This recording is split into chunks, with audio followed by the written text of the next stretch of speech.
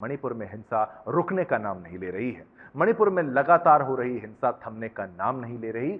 मणिपुर में कई गांव डर के साए में जी रहे हैं।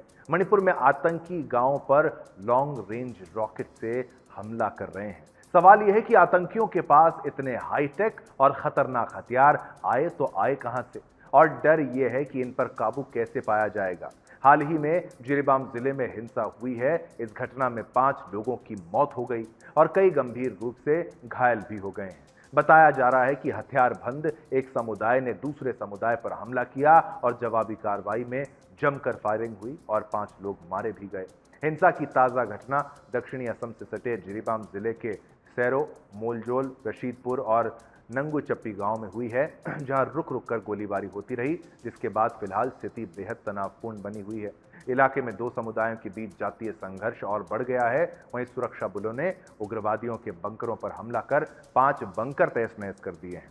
वहीं दूसरी ओर राजधानी इंफाल में सैकड़ों की संख्या में प्रदर्शन कर रहे स्टूडेंट्स ने राजभवन पर पत्थरबाजी की। आंदोलन के बीच बीरेंद्र सरकार ने इंटरनेट पर रोक लगाई।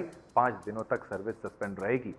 मणिपुर में ये हालात है, इसके पीछे क्या बड़ी साजिश रची जा रही है? क्या मणिपुर में हो रही हिंसा के पीछे अमेरिकी कनेक्शन है? क्या मणिपुर में शांति को तार-तार करने के पीछे डीप स्टेट का हाथ है? ये सवाल इसलिए क्योंकि मणिपुर की भौगोलिक स्थिति की वजह से उस पर बहुत से देश गिद्ध की तरह आंखें जमाए बैठे हैं। आधुनिक हथियार, हिंसा की पराकाष्ठा को पार करने वाले दंगे, निर्मम हत्याएं और लगातार बढ़ते तनाव से वहां के बिगड़ते हालात के पीछे कौन है जो मणिपुर की ऐसी भयावह स्थिति में भी अपनी रोटियां सेक रहा है? कहां से आ रहे हैं ये हथियार? कौन है जो रॉकेट और मिसाइल उग्रवादियों तक आसानी से पहुंचा रहा है?